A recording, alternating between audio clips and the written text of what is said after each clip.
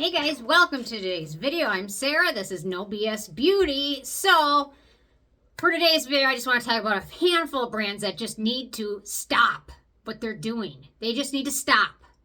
Take a break and stop with the stuff. Okay. And these aren't even brands that I dislike particularly, but some of these brands are coming out with products so friggin' fast, and these products are just coming up lackluster, and it seems like forced production or something like that, or just consumerism, sheer consumerism. Stop the insanity. Okay. So the first we're going to talk about is The Ordinary, which since 2017, Estee Lauder has had a huge stake in, actually a $1 billion stake, and then became the owner, basically, of The Ordinary, Deciem, Niode, all of that franchise, that brand. And Estee Lauder, they want to make a profit on their $1 billion investment, and I get it. No company is in business to lose money, but it's just coming out too fast, too quickly, unthoughtful products. And just in the last couple weeks, months, The Ordinary has released, I don't know, dozens of new products. This lip balm, I don't know who likes it. It feels gross. I don't know. Anyway, but maybe it works for some people. Their essence, their growth factor serum, and sadly, their cleansers are just so friggin' drying. With the exception of the Squalane one, which was the one that Brandon Truax actually developed when he owned the brand. So it seems like a lot of the stuff they've come out with after Brandon's been gone. They've released in the last year over a dozen new products and re-released their foundation, which I tried and wasn't overly impressed with, but maybe it works well for some people. They've really been playing towards the trends. They're becoming more of like a fast fashion skincare brand where they're just releasing new stuff. It's a trend, growth factor trend, milky toner trend. You know what I mean? Lip balm, matte lip mask trend. We got to do it. And the other thing is, a lot of these products have been kind of lackluster, not nearly as exciting or innovative as a lot of their recent or their older products. And their price tags become ever increasing with each release. So it's not becoming the affordable single ingredient brand that we all kind of grew up knowing. I don't know, grew older knowing. So currently, according to their website, they currently offer about 60 different products. So, and a lot of their new stuff doesn't have the same kind of feel that it did when it was run by Brandon Truax, who started out Passion. So that's just one brand. Stop. We're good with products for a while. Their newest I don't know, I'll have to check it out. They call it an antioxidant serum. Also looks lackluster and not nearly as exciting as it might have if it had been designed and released by somebody else with passion instead of just sheer passion for money's sake. So, okay, next up, Paula's Choice. They're getting crazy. How many lip balms do they have? I mean, these are just a couple of them, but I think they have in the last couple of years or year have released over 5 or 6 different lip products. You know what? And I don't even bother to start getting invested in some products because it seems like they'll be out for a year and then they're gone. And their biggest selling one they still have. Their 2% BHA serum, but there's a lot of alternatives to it. So if you're tired of paying a lot of money for it, Walgreens released one, and I took the pH of it, and it's inbounds and things like that. This one's a dupe. Geek and Gorgeous Porefectly Clear Serums, 2% salicylic acid serum, wonderful. Or the Geek and Gorgeous Calm Down, all wonderful. But Paula's Choice has been releasing just stuff nonstop, and I don't even dislike the brand so much, but they Unilever bought them in 2021, so it's not owned or run by Paula any longer.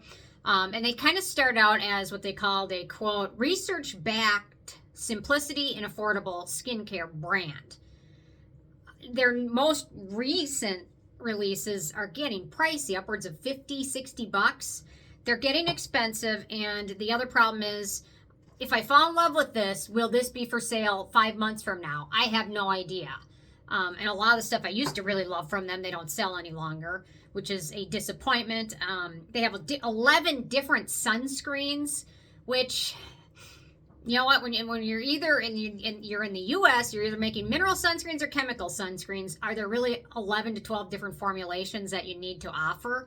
There's so many products. You don't want to fall in love with them because they're not going to exist very long.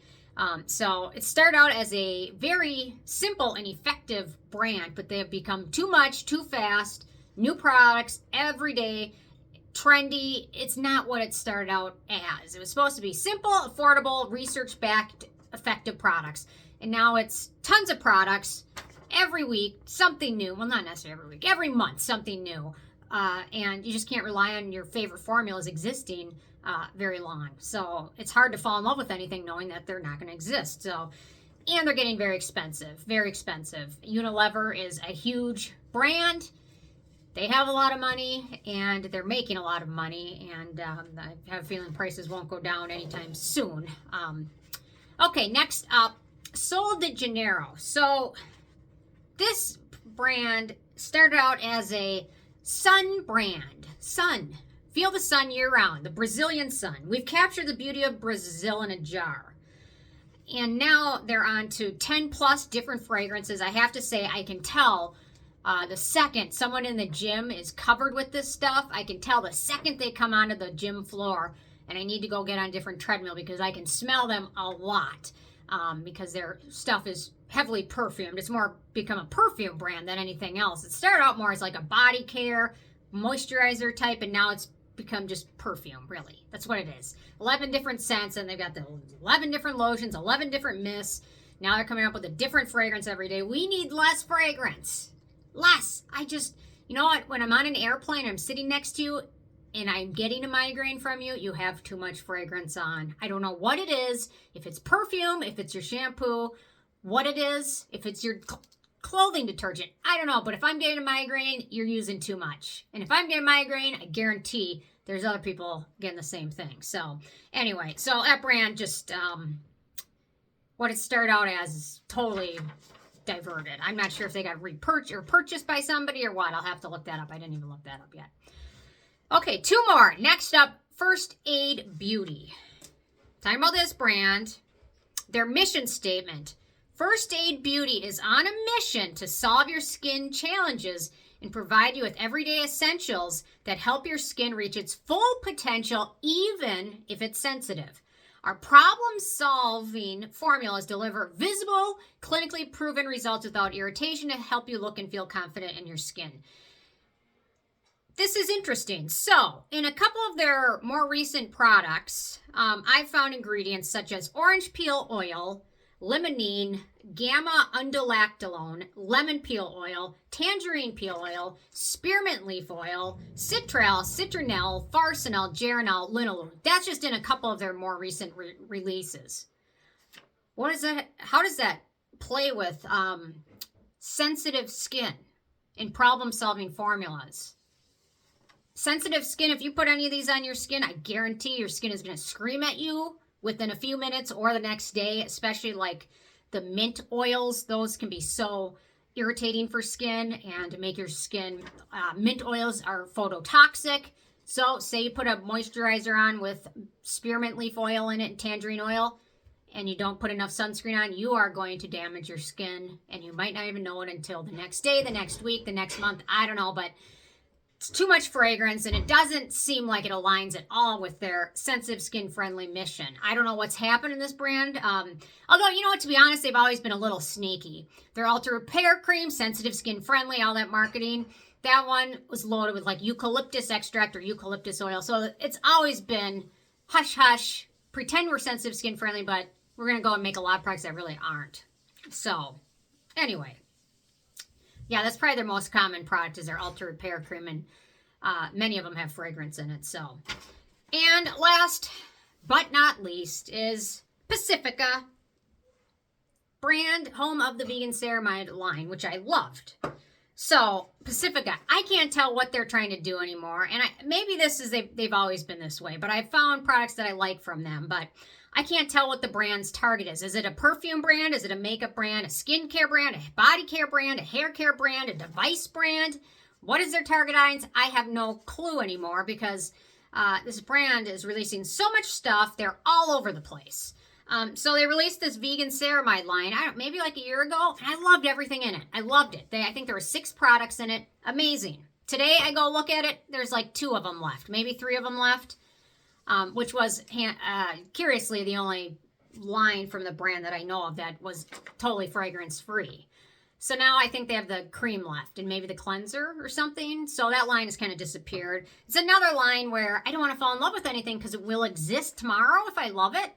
The vegan ceramide line. Now I can find them sometimes at TJ Maxx or something, but if I want it in like a year from now, don't fall in love with it because it's going to be a pain in the tush to find something else that you have to find to swap in when they change it. So, yeah, so it makes me less likely to use the brand in the future, knowing the history of what they've done with a lot of their products. So I can't tell. I think their thing is the clean beauty, but we all know that's mostly hype and marketing. Clean beauty isn't a real defined thing.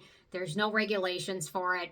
It's totally subjective to the person. So, yeah, so I wish they would take a moment, stop releasing new stuff, focus on a couple lines, and do it right instead of just being all over the place. So, anyway, there's probably a lot of other brands I could have mentioned, but these were some that have just been irking me lately, especially just seeing The Ordinary just released another new product. It's like, it's enough. Enough is enough. Stop with the releases.